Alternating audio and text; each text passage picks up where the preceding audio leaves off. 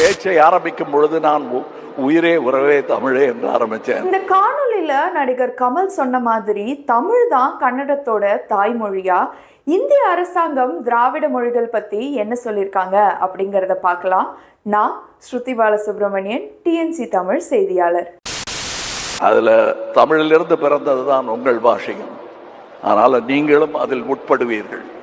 Linguistic History and Language Diversity in India, Views and Counter Views அப்படிங்கிற இந்த research பேப்பரில் என்ன சொல்கிறாங்கன்னா, ப்ரோட்டோ டிராவிடியன் லாங்குவேஜ் அப்படிங்கிறது மூணாக பிரிச்சிருக்காங்க, சவுத், சென்ட்ரல், நார்த்துன்னு.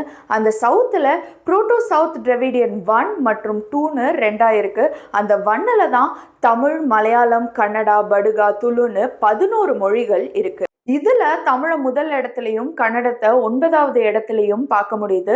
அது மட்டும் இல்லாம தமிழோட தாக்கம் மற்ற எல்லா மொழிகளிலையும் இருக்கிறதையும் நம்மளால இங்க பார்க்க முடியுது.